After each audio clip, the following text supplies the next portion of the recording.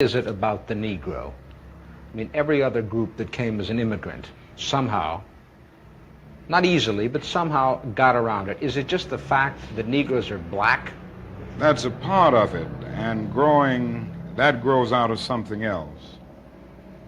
You can't thingify anything without depersonalizing that something. If you use something as a means to an end, at that moment you make it a thing and you depersonalize it.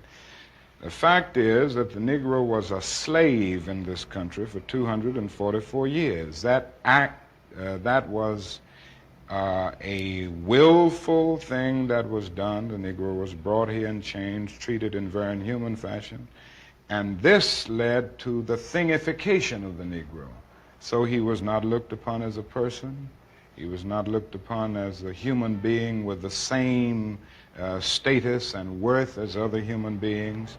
And the other thing is that human beings cannot continue to do wrong without eventually rationalizing that wrong. So slavery was justified morally, biologically, theoretically, scientifically, everything else. And it seems to me that white America must see that no other ethnic group has been a slave on American soil. That is one thing that other immigrant groups haven't had to face.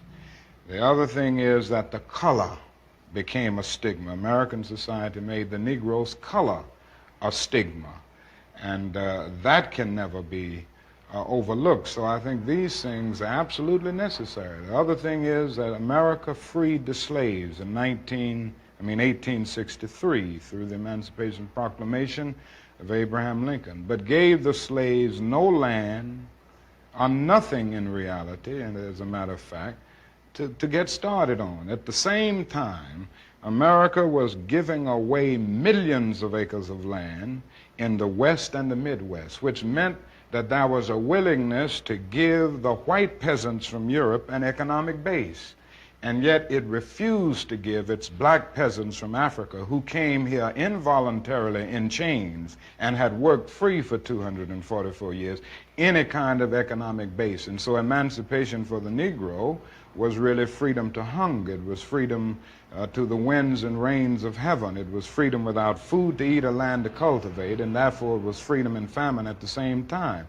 And when white Americans tell the Negro to lift himself by his own bootstraps, they don't look over the legacy of slavery and segregation. I believe we ought to do all we can and seek to lift ourselves by our own bootstraps, but it's a cruel jest to say to a bootless man that he ought to lift himself by his own bootstraps. And many Negroes, by the thousands and millions, have been left bootless as a result of all of these years of oppression and as a result of a society that deliberately made his color a stigma and something worthless and degrading.